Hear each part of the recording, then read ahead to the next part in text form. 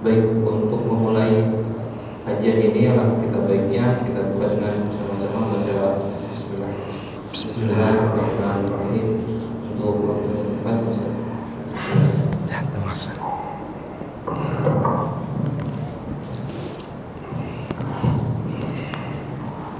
Bismillah. Assalamualaikum warahmatullahi wabarakatuh.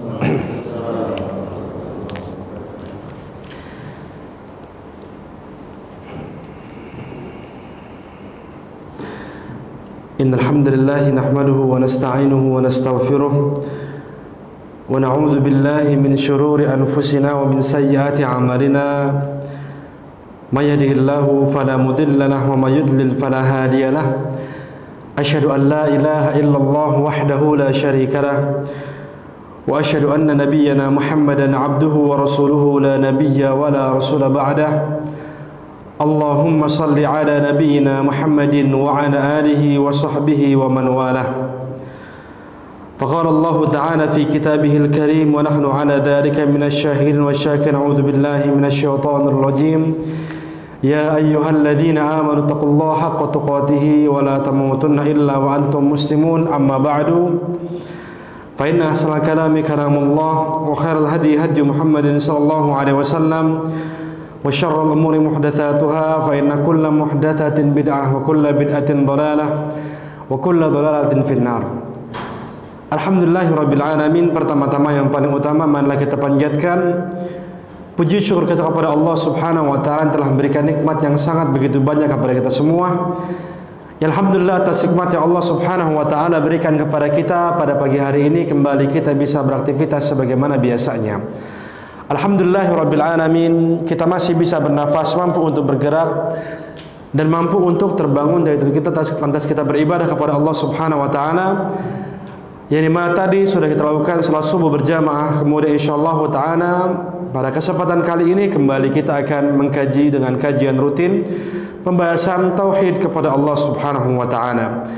Dan semoga Allah Subhanahu wa taala senantiasa berikan kepada kita keistiqomahan untuk terus beribadah kepadanya, diberikan kemudahan dalam ibadah tersebut hingga kita menjadi insan yang bahagia dunia maupun di akhirat atas ibadah yang kita lakukan. Amin amin rabbal alamin.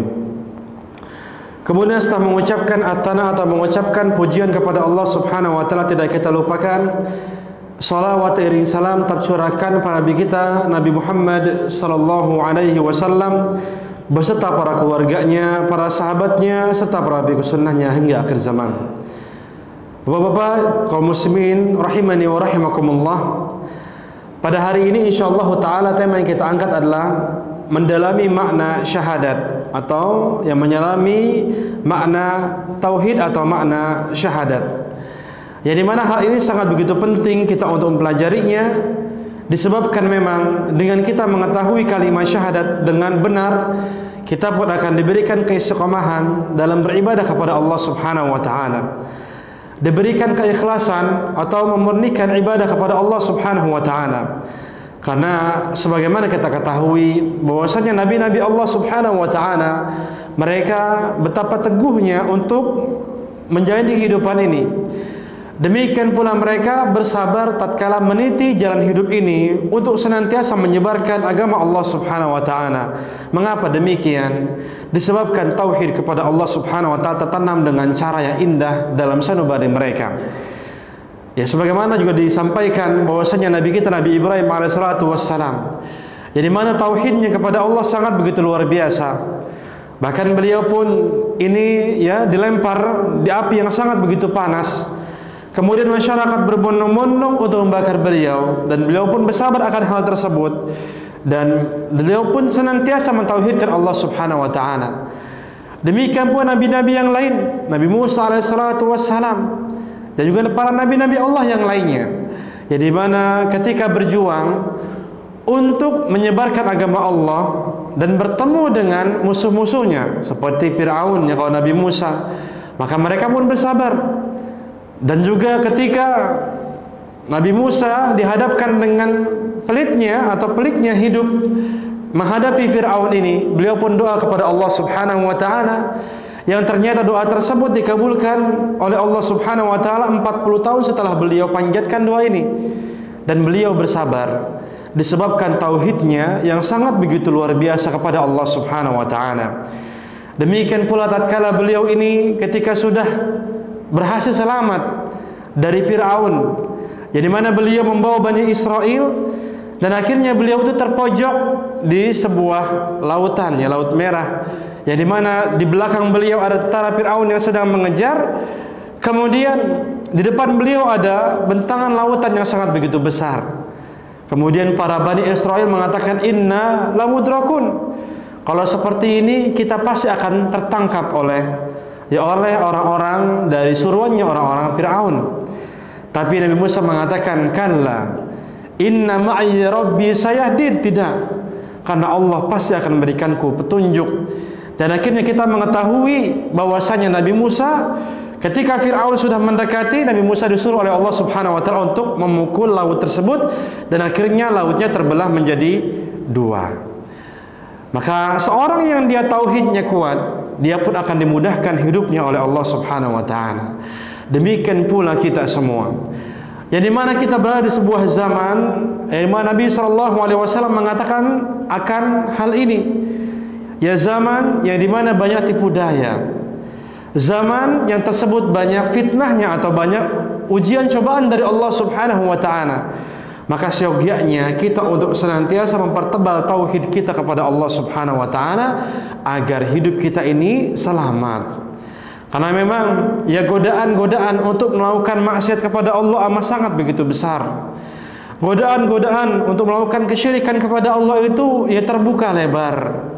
Maka pastikan tauhid kita itu tauhid yang lurus, tauhid yang benar, hingga akhirnya kita selamat di dunia maupun di akhirat.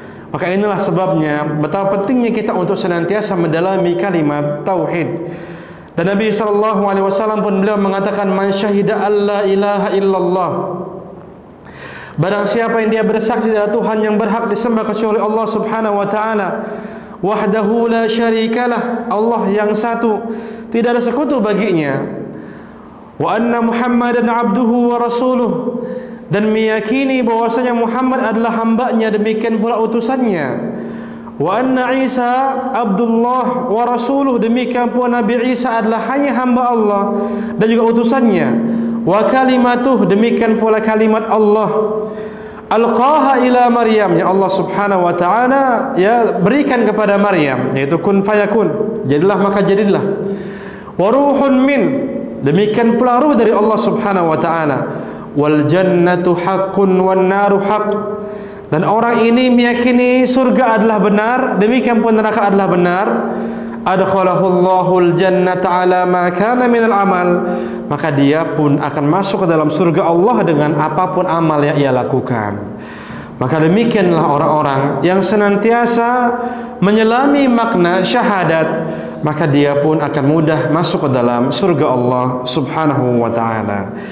Dan juga ini sebagai upaya kita untuk istiqamah dalam tauhid kepada Allah Subhanahu wa taala di zaman ini, agar senantiasa kita menjadikan Allah Subhanahu wa taala prioritas hidup kita, menjadikan mindset hidup kita adalah iman kepada Allah Subhanahu wa taala, menjadikan pandangan kita adalah untuk Allah Subhanahu wa taala, perspektif hidup kita adalah hanya untuk Allah Rabbul Alamin. Karena memang betapa mudah diri kita tatkala kita memandang hidup, pandangannya adalah pandangan duniawi, lupa kita dengan pandangan ukhrawi.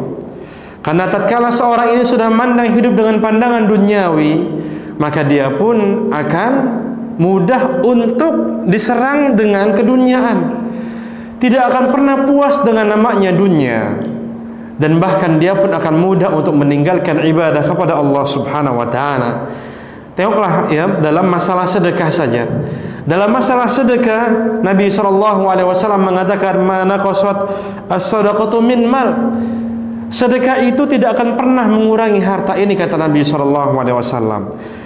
Nah, keyakinan ini adalah keyakinan bagi orang-orang yang hidupnya adalah di atas iman kepada Allah Subhanahu wa taala. Tapi tentu tatkala perspektif hidupnya adalah perspektif dunia, dia akan mengatakan sedekah pasti mengurangi harta. Karena uang yang kita punya dikurangi, diberikan kepada yang lainnya, maka akan terus kurang. Tapi nyatanya orang yang tauhidnya benar, imannya lurus, perspektif hidupnya di atas ketakwaan kepada Allah, maka dia pun akan menjadikan segala apapun adalah untuk Allah Subhanahu wa ta'ala. Dan ingatlah bahwasanya syahadat itu tidak hanya sekedar mengucapkan saja. Karena kalau seorang itu mengucapkan kalimat syahadat dan dirasa cukup untuk ini sebagai modal masuk ke dalam surga, maka sangat begitu banyak orang-orang yang dia bisa mengucapkan kalimat syahadat. Tapi syahadat ini setidaknya ada 3 konsekuensi. Yang pertama adalah mengucapkan, yang kedua adalah meyakini mengetahui ilmunya, yang ketiga adalah kita mengamalkan dengan anggota badan kita. Ya, tidak hanya sembarang kita mengucapkan saja, tapi kita pun mengetahuinya. Demikian pula kita mengamalkan dalam hidup kita sehari-hari. Ya, sebagaimana Allah Subhanahu wa ta'ala firmankan, fa'lam annahu la ilaha illallah. Ketahuilah bahwasanya tidak ada Tuhan yang berhak disembah kecuali Allah Subhanahu wa ta'ala. Menunjukkan kepada kita kalimat la ilaha illallah tidak hanya sekedar dilafazkan saja, dijadikan sebagai zikir. Karena memang zikir di antara kalimat yang paling mulia adalah kalimat la ilaha illallah, kalimat yang sangat begitu agung. Ya, bahkan ini ya kalimat yang ringan tapi mendapatkan pahala yang sangat begitu berat. Memang kalimat la ilaha illallah.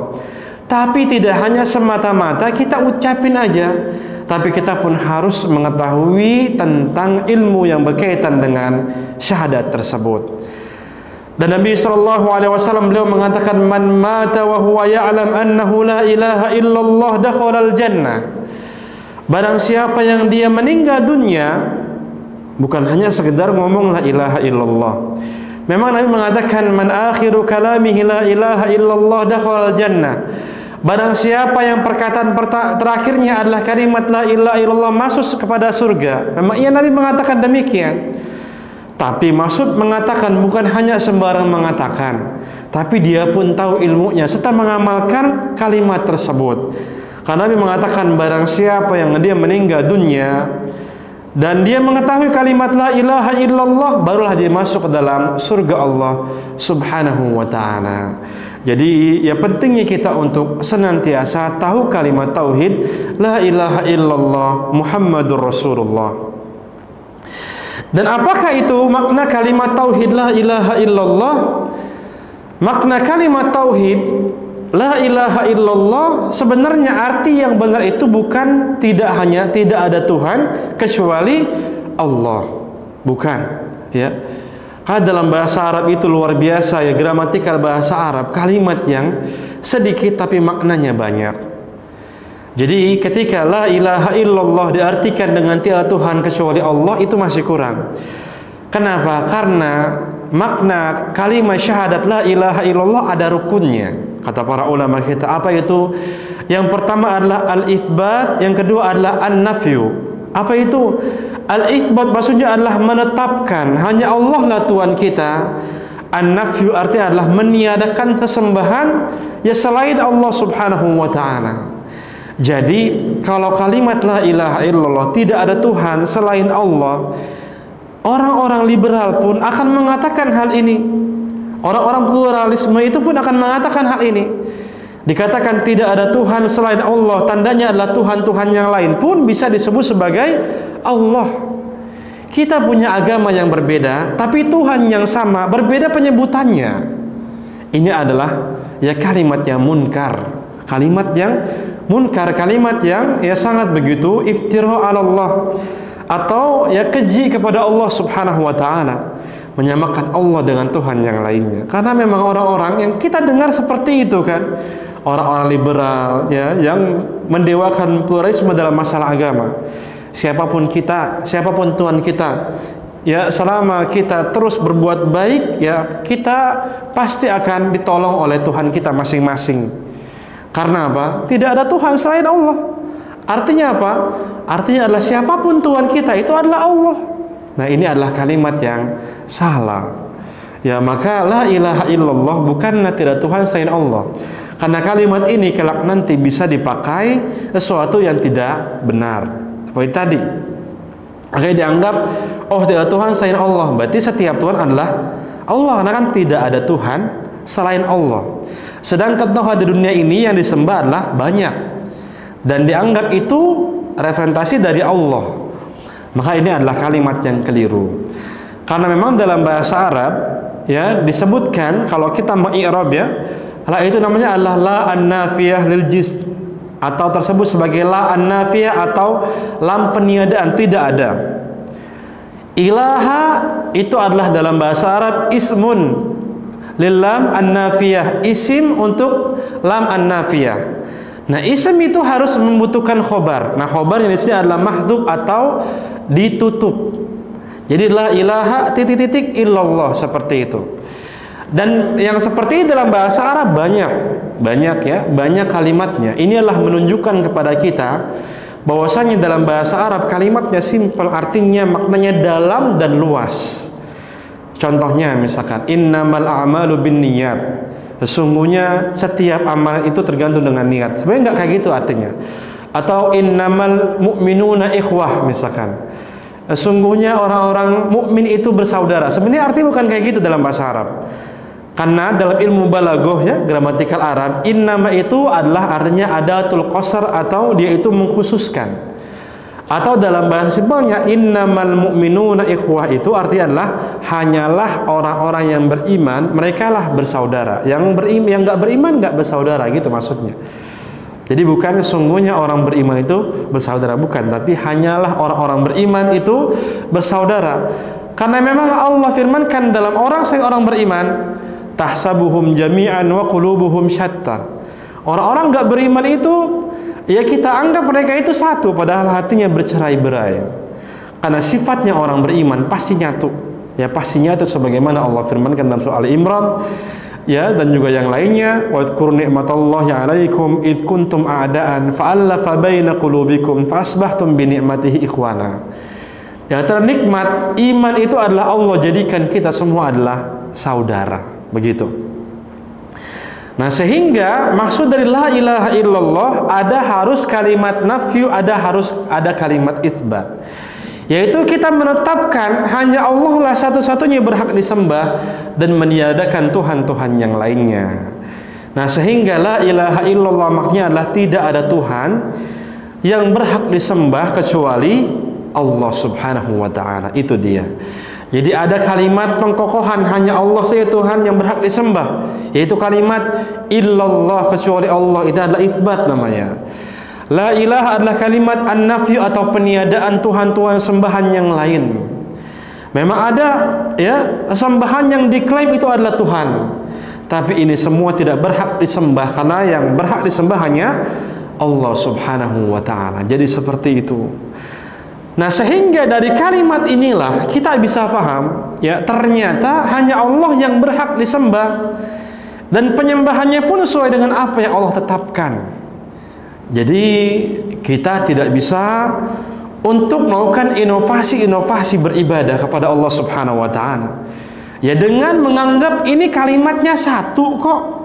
Ya misalkan contoh kalimat dalam bahasa Arab, salam mengucapkan apa? Assalamualaikum. Ya kalau orang-orang non muslim, orang Kristen ngomongnya apa? Ya salam ya. Kalau sekarang viral tuh orang Yahudi apa? Avenu salam apa? Itu gitu ya. Kan kalau kita pikir selalu kita, ya kan artinya sama aja. Artinya sama saja kan? Ya tapi ternyata apa? Ini tidak boleh kita pakai, karena memang ini sudah menunjukkan kesembahan kepada selain Allah Subhanahu wa ta'ala. Ya, jadi dalam beragama itu kita harus meniadakan sembahan yang lain dan hanya menyembah Allah Subhanahu wa ta'ala. Demikianlah ya para rasul tatkala mereka ini ya berdakwah kepada Allah Subhanahu wa ta'ala. Ya bahkan Nabi itu saja, beliau ini sempat ditawarin oleh orang-orang musyrikin. Ya Muhammad, sekarang gini aja ya, kamu menyembah Tuhan kami setahun, kami nyembah Tuhan kamu setahun. Kemudian ya kita akan ya saling berbalik gitu kan. Tapi Nabi SAW tidak mau. Bahkan Allah menurunkan ya firman-Nya dalam surah Al-Kafirun, lakum dinukum waliyadin. Bagi kita agama kita, bagi mereka agama mereka. Artinya adalah tidak boleh ada pencampuran agama yang lain ke dalam agama kita yang mulia ini. Disebabkan kita pun meniadakan sembahan ya selain dari Allah Subhanahu wa taala. Itu dia ya, pentingnya kita mengetahui kalimat la ilaha illallah. Jadi kita tidak sembarang ya untuk mengatasnamakan ini adalah sama, ini adalah ibadah, ini adalah untuk Allah dan lain sebagainya. Tidak.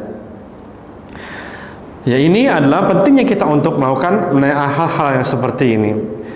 Bahkan orang-orang musyrikin saja, ya mereka ini pun menetapkan Allah sebagai Tuhan, benar, ya. Karena ya ketika mereka ditanyakan walain ya sa'altahum, apabila engkau bertanya kepada mereka man khalaqahum, siapa yang menciptakan mereka, la yaquluna Allah, mereka akan mengatakan Allah lah menciptakan ya kami. Ini orang-orang musyrikin Mekah pada saat itu Allah firmankan. Tapi kenapa mereka menyembah berhala?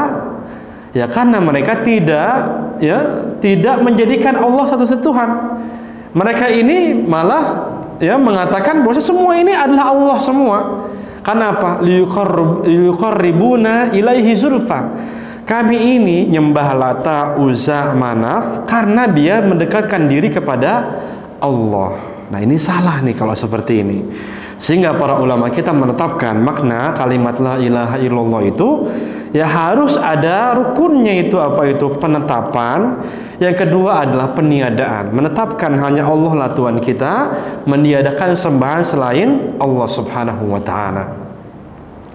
Bahkan demi untuk kita memahami kalimat la ilaha illallah tidak sembarang dipakainya begitu saja, para ulama kita pun menjelaskan ada gerigi-geriginya dalam kalimat la ilaha illallah. Ya ibarat sebuah kunci ya, kalimat la ilaha illallah kan tadi kunci masuk ke dalam surga. Dan kalimat itu ya seperti dianggapnya adalah kunci-kunci itu ada gigi-giginya. Maka di sini ada namanya syurut la ilaha illallah atau syarat la ilaha illallah. Sehingga tidak sesimpel kalimat la ilaha illallah yang kita tahu, tapi juga ada syarat-syarat yang terpenuhi akan hal tersebut. Apa itu? Ya contoh yang pertama adalah bahwasanya syaratnya la ilaha illallah yang pertama adalah ilmu atau kita paham maknanya. Jadi ada 7 kata para ulama ya. Mereka menjelaskan kepada kita tentang syaratnya la ilaha illallah ada 7. Tadi rukunnya ada 2 ya. Yang pertama adalah nafyu sama isbat atau penetapan. Kalau syaratnya ada 7. Apa itu? Yang pertama adalah ilmu atau kita mengetahui tentang maknanya. Nah, alhamdulillah tadi sudah kita mengetahui tentang maknanya. Ternyata kalimat tauhid, ya kalimat la ilaha illallah adalah mencampakkan ibadah selain Allah Subhanahu wa taala dan hanya menjadikan Allah sebagai sesembahan kita. Ini adalah yang pertama, sehingga seorang muslim wajib mengetahui akan hal ini. Ya bukan malah mengatakan bahwasanya kita ini menyembah Tuhan yang sama, bukan. Ya, atau ya siapapun dia berbuat baik maka Tuhan akan menolong kita. Salah ya, karena orang muslim harus menetapkan Tuhan kita hanyalah Allah Subhanahu wa ta'ala. Ya, tidak boleh mengatakan kita sama-sama menyembah Tuhan yang sama. Ini adalah sebuah kemungkaran, iftira 'ala Allah. Kalau kita seperti ini omongannya, apa bedanya kita dan orang-orang musyrikin Mekah? Ya sama orang-orang, ya Allah firmankan dalam Al-Quran tentang hal ini. Ya, maka di sini pentingnya kita untuk mengetahui ilmunya. Ya demikian pula tatkala kita dihadapkan dengan sesuatu hal yang bisa merusak iman kita, ya kita pun bisa mengkonternya akan hal tersebut karena ilmu yang kita miliki. Ya kadang disebutkan ya, ini kok ya ketika kisahnya Nabi Ibrahim kok seakan-akan Allah itu bahkan ada yang tersebar ya, tapi ini naudzubillah ya, kalimat yang tersebut sebagai penistaan mungkin di media sosial, walaupun ini sudah lama. Misalkan contoh dikatakan ya apa yang dilakukan oleh Allah kepada Nabi Ibrahim adalah prank, disebutnya prank, masya Allah, atau ngerjain gitu, naudzubillah min dzalik ya. Padahal ini adalah sebuah hikmah yang luar biasa dari Allah Subhanahu wa ta'ala. Maka yang pertama adalah kita harus tahu ilmunya tentang kalimat la ilaha illallah. agar kita istiqomah ya dalam senantiasa menyembah Allah Subhanahu wa taala.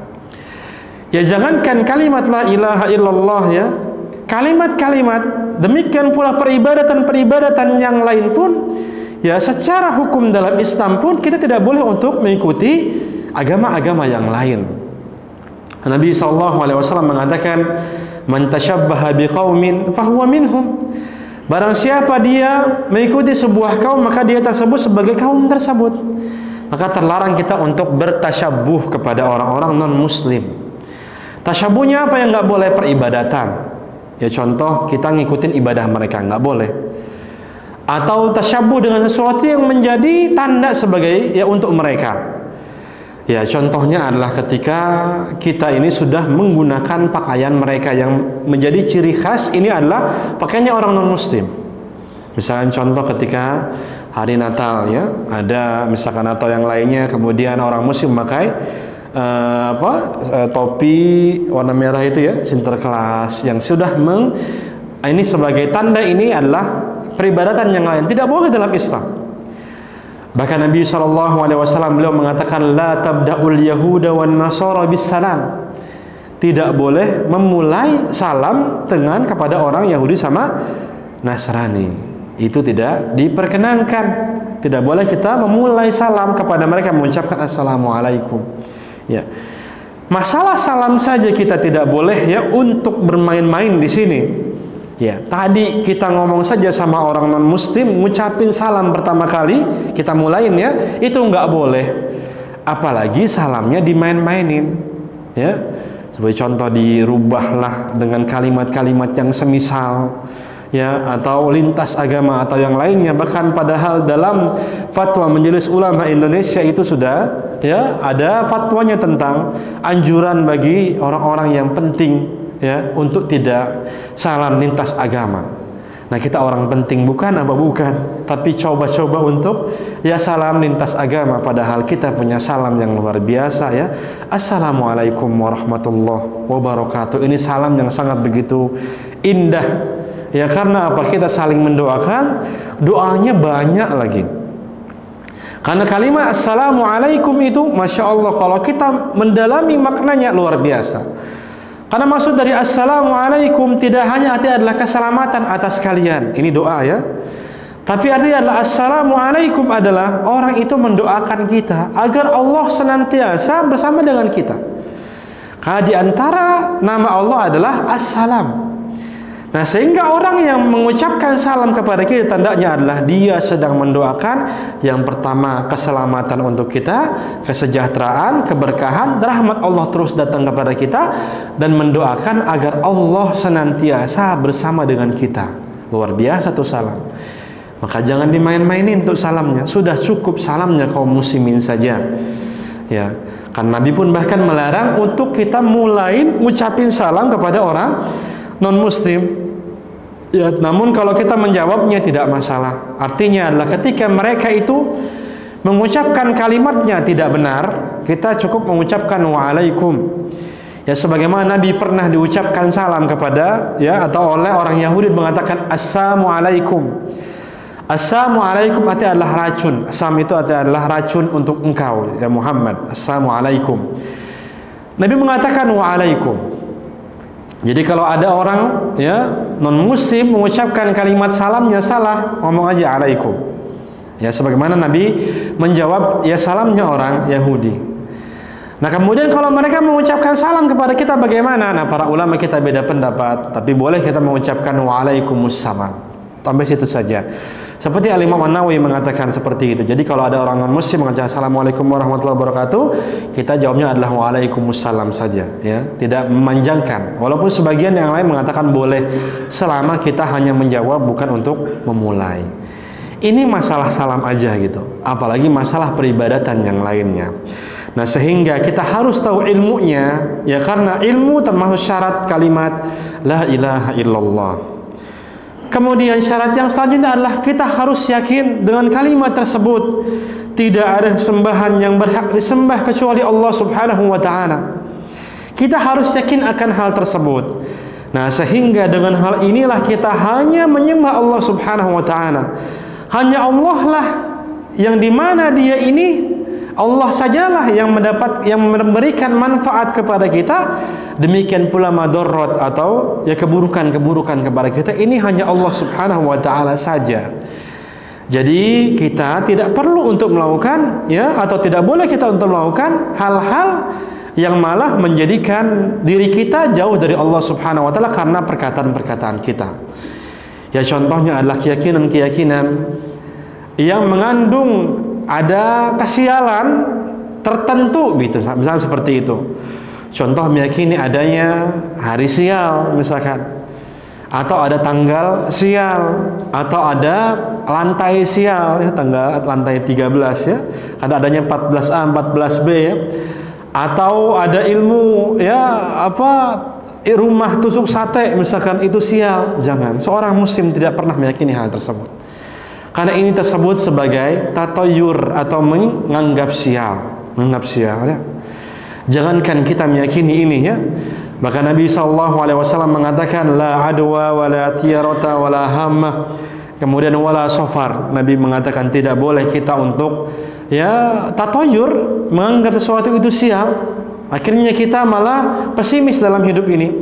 Demikian pula tidak boleh menganggap bulan Safar adalah bulan sial.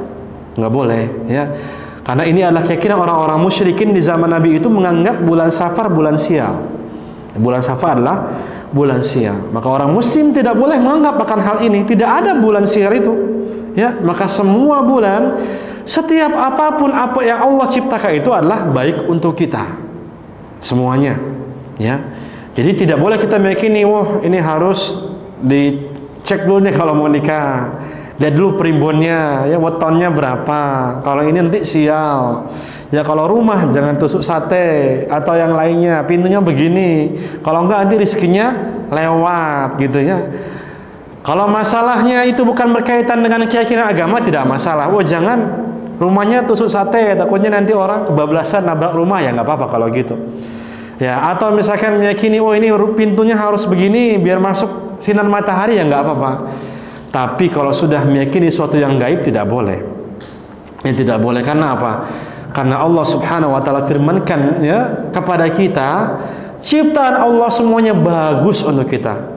Allah firmankan hal tara min futur, apakah kamu lihat penciptaan Allah itu ada cacatnya? Ya nggak ada.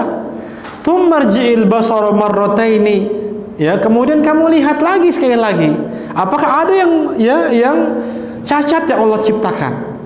Nah, sedangkan kalau kita meyakini ada sesuatu yang sial, hari sial ya, atau yang lainnya, tersebutlah ini sebagai yang menganggap ada yang cacat dari penciptaan Allah Subhanahu wa taala. Ya, ketiban cicak ya. Oh, langsung ya untuk apa? Untuk ada ritual tertentu karena dianggap sial ya. Atau ketika qadarullah ya, ini sebuah musibah memang ya, kita harus tanggung jawab nih, di motor nabrak kucing ya. Ya udah, kewajiban kita kalau bisa ya sudah kita ambil kucingnya. Kalau memang dia masih hidup ya kita rawat, kalau kita bisa. Kalau wafat kita kubur, sudah seperti itu. Tidak perlu untuk buang koin lah apalah, nggak perlu ya. Kenapa hubungannya ya? Sedangkan kita kadang-kadang ya sering tidak sengaja ya membunuh hewan-hewan gitu kan, seperti itu. Ya tidak perlu ada anggapan-anggapan sial seperti ini, karena memang syariat kita itu ya untuk meyakini manfaat sama madar itu hanya dari Allah Subhanahu wa taala, bukan dari yang lainnya gitu. Jadi tidak boleh ada ya kita ini menganggap sia-sia dan lain sebagainya.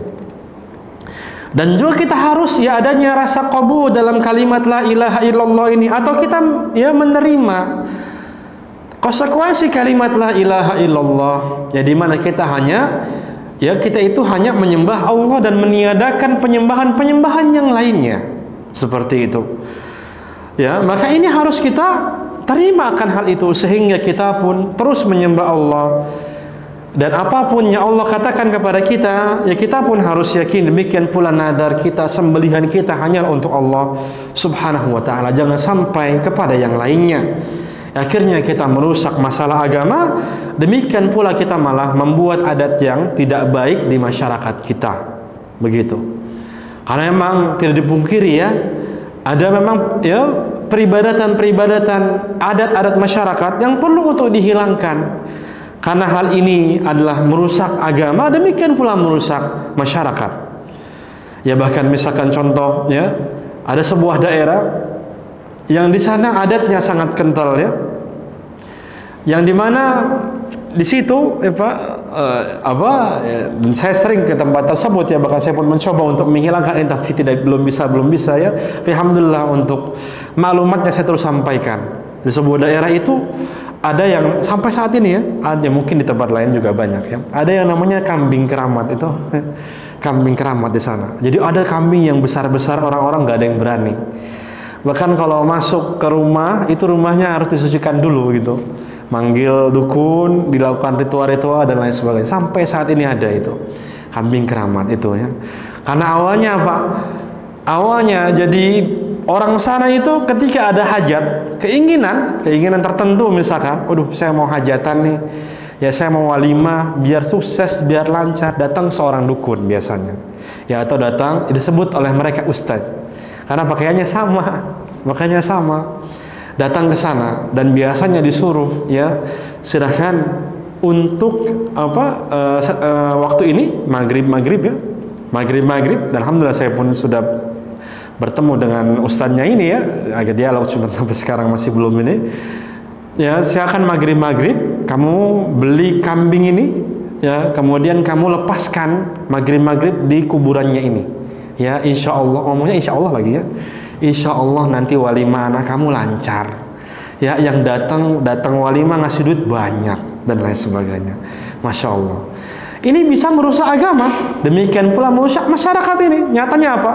Ini sudah dari zaman dahulu ya sampai saat ini ya, akhirnya orang-orang khawatir, takut dalam hidupnya, cemas ketika ada kambing itu masuk ke rumahnya. Waduh kita sial nih ya, padahal cuma kambing yang kita potongin setiap tahun itu kan, nggak ada yang berani ngedeketin, Masya Allah ya. Maka inilah kesyirikan ini. Makanya benarlah Allah Subhanahu wa ta'ala firmankan dalam Al-Quran itu bahwasanya orang-orang yang melakukan kesyirikan pasti hidupnya nggak aman. Karena apa? Allah firmankan alladzina amanu wa lam yalbisu imanahum bidzulmin ulaika lahumul amnu wa hum muhtadun. Adapun orang-orang yang beriman dan tidak mencampurkan tauhidnya dengan kesyirikan, maka Allah berikan keamanan. Artinya apa? Orang yang tidak atau orang yang mencampurkan kesyirikan dengan iman, Allah tidak akan memberikan keamanan kepada mereka. Ini contohnya.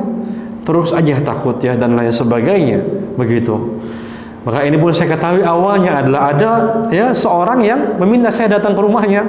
Ya, itu karena rumahnya katanya sial. Akhirnya saya, kenapa emang rumah sial? Karena emang pernah kambing itu masuk ke dalam dapurnya gitu. Masya Allah. Maka hal ini perlu kita hilangkan ya, dan tidak kita pungkiri banyak masyarakat yang mungkin seperti ini, padahal sudah tinggal di hidupnya ya metropolitan, kemudian ya mereka pun teknologi sudah masuk, tapi qadarullah memang banyak perjuangan yang perlu kita untuk lakukan. Ya karena memang tauhid la ilaha illallah tidak sembarang cuma ngomong la ilaha illallah, enggak. Tapi kita harus tahu ilmunya. Ya demikian pula kita pun harus tahu ya tentang maknanya dan mengamalkan kalimat tersebut. Karena tadi ya syaratnya adalah kita harus ada ilmunya, harus yakin, harus qabul atau harus menerima apa konsekuensinya. Demikian pula kita harus inqiyad atau patuh dengan apa yang Allah katakan dalam Al-Quran untuk meninggalkan sembahyang Allah Subhanahu wa ta'ala. Demikian pula kita harus jujur tatkala kita mengucapkan kalimat tersebut. Jadi kita memang ketika mengucapkan la ilaha illallah, ya kita ini hanya meyakini hanyalah Allah adalah Tuhan kita sendiri dan bukan sembahan yang lainnya, seperti itu. Sehingga kalimat ini adalah kalimat yang suci, yang murni dari tindak tanduk kesyirikan kepada Allah Subhanahu wa ta'ala. Karena tidak sedikit orang yang bahkan menggunakan kalimat ini untuk melakukan hal-hal yang tidak Allah Subhanahu wa ta'ala ridhoi. Begitu. Ya, dahulu saya pernah Pak untuk belajar tenaga dalam. Jadi dulu saya ketika pernah saya nyoba dan juga pernah jadi guru juga, yaitu bisa mentalin orang tanpa menyentuh gitu, tanpa nyentuh. Apa itu? Sebelum kita latihan, kita bacain dulu. La ilaha illallah. Raditu billahi robba. Wabil islami dina. Ngomong begitu, kami ridho Tuhan kami adalah Allah. Agama kami adalah Islam. Kemudian ketika kita memintai orang, la ilaha illallah, begitu. Masya Allah. Masya Allah. Ya bahkan dipakainya seperti itu. Kenapa ini terjadi? Karena kita hanya bisa lisannya saja ngomong la ilaha illallah, tapi nggak ngerti maknanya pada saat itu saya. Ya akhirnya saya tahu, Masya Allah, ternyata kalimat ini saya gunakan dengan cara yang salah. Ya akhirnya malah mendatangkan jin, ya mendatangkan jin. Dan sehingga terjadilah yang seperti itu, ya bisa mentit orang dan lain sebagainya. Padahal itu pun ya tidak mesti mental orangnya, ya, dan lain sebagainya. Ya intinya kita harus ya jujur dalam perkataan tersebut, tidak hanya sekedar lisan. Demikian pula hati kita harus benar-benar tanam akan kalimat la ilaha illallah. Demikian pula kita harus ikhlas, senantiasa memurnikan ibadah kepada Allah Subhanahu wa taala dan mahabbah atau cinta karena Allah Subhanahu wa taala dengan kalimat ini. Jadi kata para ulama kita ada 7 yang tadi sudah kami sampaikan, ya, yaitu gigi-gigi kunci la ilaha illallah. Yang pertama adalah ilmu, yang kedua adalah yakin, yang ketiga adalah menerima, yang keempat adalah qabul, yang keempat adalah inqiyad atau patuh, yang kelima adalah asidku atau jujur, yang keenam adalah ikhlas, yang ketujuh adalah al-mahabbah atau kita mencintai kalimat tersebut. Maka wallahu alam, ini barangkali yang kami sampaikan. Jadi intinya adalah tidak hanya sembarang la ilaha illallah kita pakai dalam lisan kita saja, tapi kita pun harus tahu artinya hingga akhirnya kita bisa amalkan dalam hidup kita sehari-hari, yaitu senantiasa kita itu ingat kepada Allah dan menjadikan Allah sebagai Rabbul Alamin atau Tuhan kita semua. Barakallahu fikum, ini barangkali kami sampaikan pada pertemuan kali ini. Sekiranya mungkin ada yang menanyakan baik yang berkaitan dengan tema atau di luar tema, ya silakan untuk ditanyakan. Barakallahu fiik.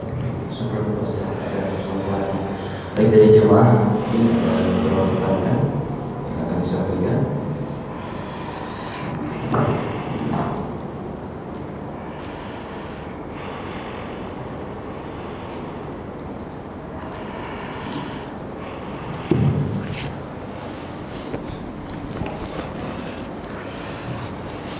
Ya, assalamualaikum warahmatullahi wabarakatuh. Waalaikumsalam.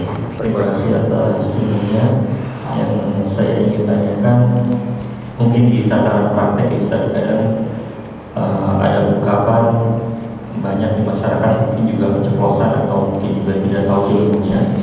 Jadi kadang misalnya meyakini kalau misalnya kita sakit, datang aja ke ustaz dan ke dokter bulan biasanya kalau datang ke sana sembuh, atau meyakini kalau dikasih obat, minum obat ini misalnya sembuh, dan itu terucapkan gitu dari individu atau misalnya ketika misalnya kesulitan ekonomi, tidak ada uang, kalau nggak ada uang nggak bahagia misalnya. Jadi dan itu banyak di masyarakat. Apakah ini juga termasuk yang kita kategorikan syirik? Nah, begitu. Yang kedua, kalau boleh salam yang tadi Ustaz sampaikan, kalau kita memulai itu kan tidak boleh kepada non-muslim. Tapi kalau misalnya tujuannya adalah misalnya banyak di video-video juga misalnya seorang yang mencoba untuk melembutkan hati non-muslim dan mengucapkan salam dalam artian mereka sedang mendakwahi, juga boleh. Demikian, mohon masukannya dalam sharingnya Ustaz. Assalamualaikum warahmatullahi wabarakatuh. Waalaikumsalam. Barakallahu fikum. Iya. Untuk yang pertama, ya, terkadang kita suka untuk mengatakan bahwasanya yang al-musabbib atau yang menjadikan sebab adalah selain Allah Subhanahu wa taala. Ya seperti kita berobat, ketika kita berobat, wah datang ke dokter ini, maka dokter ini ya sembuh tuh di sana tuh. Saya minum ini ya dengan obatnya sembuh dan lain sebagainya. Apakah ini bisa tersebut sebagai kalimat syirik ataukah yang lainnya? Maka perlu kita pahami bersama bahwasanya iman ini tidak hanya sekedar di hati saja. Karena dalam akidah Ahlussunnah wal Jamaah, iman itu ada 3. yaitu adalah di hati kita, di lisan, demikian pula anggota badan. Ya, jadi ketika seorang itu mengucapkan kalimat yang kufur, maka dia pun bermasalah dengan imannya. Jadi bukan dilihat yang penting hatinya, bukan. Yang penting hatinya itu bukan akidahnya aswaja alusunah wajah, tapi namanya adalah murjiah. Murjiah itu artinya adalah orang yang menganggap iman seseorang itu sama semua. Imannya Abu Bakar dengan imannya pencuri itu sama, karena yang penting iman itu dalam hati. Ini adalah murjiah. Yang dimana murjiah ini adalah kepanjangan ketika ya ada Mu'tazilah, sekte Mu'tazilah dan sekte-sekte yang lain di zaman dahulu ya, ketika di zaman para tabi'in sama tabi'ut tabi'in. Ya, sebagaimana pula hal ini berlandaskan bahwa iman itu ucapan pun bagian dari iman. Adalah apa yang diucapkan oleh orang-orang munafik di zaman Nabi sallallahu alaihi wasallam ketika mereka itu bercanda kepada sahabat, bahwasanya para sahabat demikian pula Nabi adalah orang yang paling dusta dan perutnya adalah yang paling gendut dan lain. Ini bercanda dia itu. Akhirnya kemudian dilaporkanlah kepada Nabi sallallahu alaihi wasallam dan orang ini mengatakan saya bercanda karena hal itu. Nabi kemudian Allah pun menurunkan firman-Nya, la ta'tadiru qad kafartum ba'da imanikum. Jangan kamu minta maaf. Karena kamu sudah kufur ya setelah kamu beriman. Karena dia itu sudah mencela Nabi. Ya, sedangkan dia hanya sekedar bercanda. Jadi iman itu tidak hanya sekedar kita itu dalam hati ya, tapi lisan, demikian pula anggota badan pun adalah cerminan dari iman. Jadi jangan misalnya ada orang mencela Nabi, mencela Quran, mencela firman Allah, mencela Allah ya, kita katakan ya hatinya mungkin nggak kayak gitu. Hatinya ya yang penting kan hatinya, walaupun lisannya itu dia ngomongnya begitu, yang penting hatinya. Salah itu. Ya, jangan kita bela karena dia sudah mencela Allah dengan lisannya. Ya, jadi jangan ngomong yang penting hatinya. Tetap hati itu berhubungan dengan lisan, demikian pula anggota badan, karena ini bagian dari iman menurut akidah Ahlussunnah wal Jamaah begitu. Inilah yang perjuangan yang tahun-tahun yang lalu kan, ketika ada seorang mengucapkan mencela firman Allah, serentak kaum muslimin untuk yang menghinakan orang tersebut, karena memang inilah akidah kita. Ya, nggak cuma di hati aja, nggak ya, karena representasi hati itu ada di lisan, demikian pula perbuatan. Juga sama dengan kalimat-kalimat itu ya, karena Nabi pun mengatakan ya, tidak boleh seorang mengatakan mutirna binuwi kada, tidak boleh seorang mengatakan kami itu bisa ada hujan karena ada bintang ini. Kata beliau itu tidak boleh seperti itu. Dan kemudian pula yang lain-lainnya ya. Jadi kalimat-kalimat yang seperti ini, jadi mana kita itu menganggap ada al-musabbib atau ada yang sebab, maka ini hendaklah kita hindari kecuali hanya kepada Allah Subhanahu wa taala. Kemudian bagaimana tadi dengan kalimat dokternya ini bagus ya, dia ini ya saya berobat di sana saya bisa sembuh gitu. Sedangkan kita meyakini bahwasanya Allah lah bahwa yashfin, hanya Allah lah yang memberikan penyembuhan. Maka dalam kaidah masalah tauhid adalah al-akhdhu bis sababi wajibun wa i'timad alaihi syirkun. Kata para ulama adalah mengambil sebab untuk sesuatu hal ini wajib. Namun ya, menyandarkan dia sebagai penyebab adalah syirik. Ini kata para ulama kita. Ya, jadi misalkan contoh kita misalkan ya mencari rizki, mencari uang gitu ya. Dan kita menjadikan perusahaan sebagai sebab kita dapat uang, adalah hukumnya boleh. Boleh, bahkan wajib itu. Atau kita datang ke dokter ya untuk pengobatan, ini bahkan hukumnya wajib. Karena kita menjadikan ya adalah sebagai sebab untuk kita sehat ya. Namun musabbibnya, tapi kita yakini yang memberikan sebab adalah Allah Subhanahu wa taala. Begitu. Jadi tidak boleh pula kita ya udah yang penting Allah, kita nggak perlu berobat karena Allah yang ngasih kesembuhan, udah biar di rumah aja ya, nanti juga kalau sembuh sembuh dari Allah. Tidak, tetap kita mengambil sebabnya. Tawakal kepada Allah, kata Nabi itu bukan sembarang kita hanya doa, tapi apa, beliau mengatakan ya mengalirkan dengan burung. Jadi mana burung pergi kondisi perutnya lapar, pulang dalam kondisi kenyang. Artinya apa? Orang tawakal kepada Allah bukan hanya orang yang doa aja, tapi dia pun berikhtiar, dia kerja. Demikian pula tatkala penyembuhan, pengobatan dan lain sebagainya, mengambil sebab hukumnya adalah wajib, tapi ketika meyakini dia adalah musabbib atau dialah ya yang memberikan sebab itu, dialah yang menjadikan sebagai penyembuh atau yang lainnya, itu disebut sebagai kesyirikan.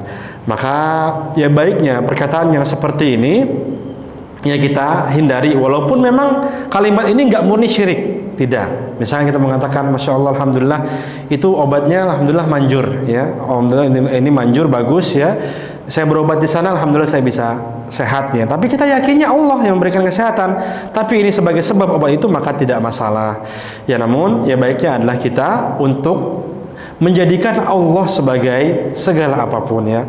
Seperti ini mengatakan, coba berobat di sana, insya Allah di sana mah obatnya paten. Karena ini boleh, kenapa? Karena kita menyebut insya Allah, kita tidak menjadikan melupakan Allah lah dalam perkataan kita, malah mengatakan jika Allah menghendaki, insya Allah. Jadi ada kalimat paten dalam hal itu. Insya Allah ini dokternya bagus ya, Alhamdulillah ya, insya Allah juga saya sering di kesana, obatnya bagus dan bisa sembuh gitu. Jadi kita menyebut nama Allah di setiap perkara kita agar kita terhindar dari hal-hal tersebut. Karena dikhawatirkan semakin kita mudah mengucapkan kalimat seperti itu ya, obat dokter ini manjur, dokter ini bisa sehat dan lain sebagainya, khawatir nanti kita menihilkan Allah Subhanahu wa taala begitu ya. Walaupun memang ya secara fair kita katakan tidak mesti kalimat ini syirik ya, selama kita yakinnya Allah penyembuh dan dokter ini adalah ya sebagai ya sebabnya gitu, sebagai Allah memberikan sebab melalui dokter tersebut untuk penyembuhan. Demikian. Ini yang pertama. Yang kedua adalah ya para ulama kita di sini berselisih pendapat tentang kalimat salam ketika diucapkan ligorodin muayyan arjah, untuk tujuan yang kita anggap ini maslahat besar sekali kita lakukan, yaitu kita misalkan mengucapkan kalimat assalamualaikum kepada orang non muslim yang kita anggap ini adalah bisa melembutkan hatinya ya. Sebagian ulama mengatakan tetap tidak boleh ya, kalaupun ingin mengucapkan maka kalimat yang lain, tidak mengucapkan salam ya, karena memang ya kita bisa misalkan yang lain semoga bagaimana kabarnya atau yang lainnya, tidak mengucapkan salam. Sebagian yang lain mengatakan ya boleh selama ada maslahatnya, benar-benar kita anggap ini sebuah maslahat arjah yang kita yakin ini bisa melembutkan hati mereka. Jadi misalkan ketika kita ada seorang non muslim yang kita yakin dengan kita ucapkan salam kepada dia ini bisa menimbulkan dia tertarik dengan agama Islam, maka ini ya sebagian para ulama mengatakan hukumnya boleh. Namun kalau ini hanya sekedar kita pun tidak yakin ya, maka di sini ya dihindari akan kalimat tersebut, karena memang Nabi SAW itu melarang akan hal ini. Dan sebagian para ulama kita memang melarang secara ya umum tentang memulai salam kepada orang non muslim. Demikian ya, jazakallah atas pertanyaannya sebagai tambahan yang besar. Barakallahu fikum. Assalamualaikum warahmatullahi wabarakatuh. Waalaikumsalam. Saya mau nanya, kalau kita meyakini hari-hari yang biar ada hari baik, ketika semua kendaraan semua hari kan baik ya, ada hari yang paling baik. Apakah itu membatalkan hadap kita? Karena ada pemimpin kemarin di TV ya, merasa mencapai atau mengganti menteri-menterinya itu nunggu hari baik dulu gitu. Nah itu apakah membatalkan hadap dia? Tidak, itu aja. Makanya Assalamualaikum warahmatullahi wabarakatuh. Waalaikumsalam warahmatullahi wabarakatuh. Iya, jadi hukumnya ketika menganggap sesuatu itu sial itu adalah tatoyur. Apapun itu, menganggap sesuatu sial. Misalkan contoh orang-orang musyrikin, mereka itu tatoyurnya adalah ketika melihat burung. Ketika melihat burung, ketika ke arah kiri, mereka menganggap hari ini sial. Ke arah kanan menganggap harinya itu baik. Ini adalah orang-orang musyrikin. Di zaman Nabi Musa, tatayur mereka adalah kepada Musa. Jadi kalau mereka melihat Musa, mereka anggap ini adalah hari sial. Tatayur Nabi Musa dalam Al-Quran ya. Jadi itu. Kemudian apapun itu yang menganggap sial, ini adalah namanya tatayur. Ya, menganggap misalkan ada hari sial, ada bulan sial dan lain sebagainya, tersebut sebagai tatayur. Dan tatayur ini adalah bagian dari syirik kecil. Maka syirik kecil ini tidak membatalkan keislaman. Syirik kecil tidak membatalkan keislaman. Ya selama kita yakin Allah adalah Tuhan kita, kemudian kita anggap ada hari-hari ini, ya kita tidak menganggap ada ciptaan Allah yang cacat sebagaimana tadi kami sampaikan, tapi kita anggap ya ada hari sial gitu, maka di sini tidak membatalkan keislaman, tapi kita sudah melakukan kesyirikan, walaupun syiriknya syirik kecil.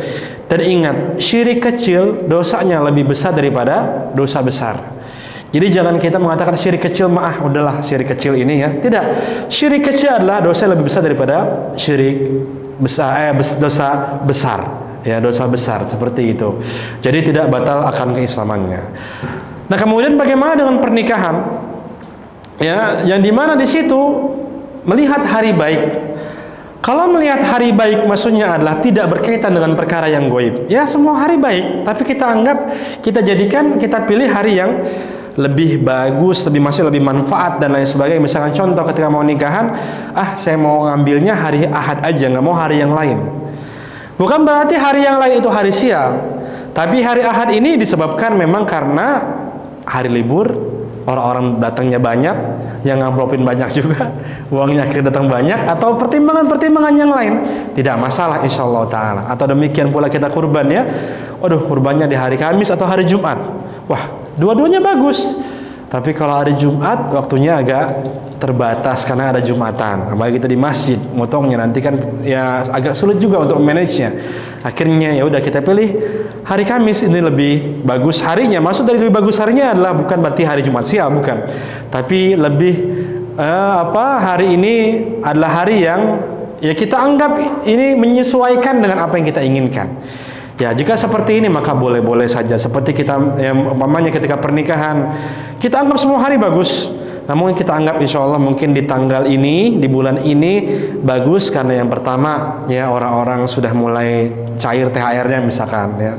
Atau orang-orang tetangga kita atau kalau kita jauh bisa datang ke rumah kita atau yang lainnya, maka tidak masalah sama sekali insya Allah kita untuk menetapkan hal tersebut.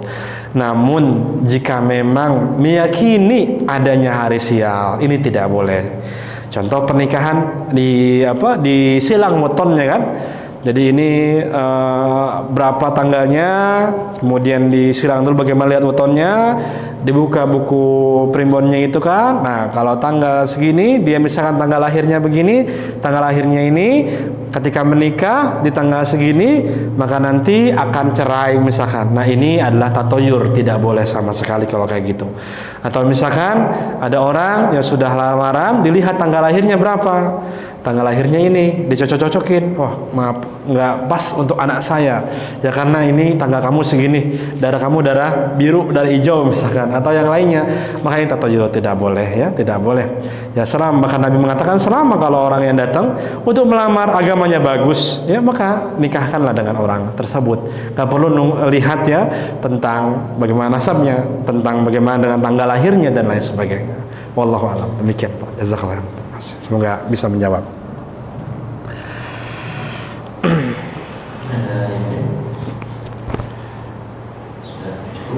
Insyaallah. Semoga atas pemaparan hari ini, mudah-mudahan ini menjadi berkah untuk kita semua. Amin. Yang pertama menjadi ilmu, dan juga bisa mengimplementasikan apa yang bisa disampaikan. Baik, untuk menutup kajian di pagi ini, baiknya kita baca bersama untuk doa kafaratul majelis.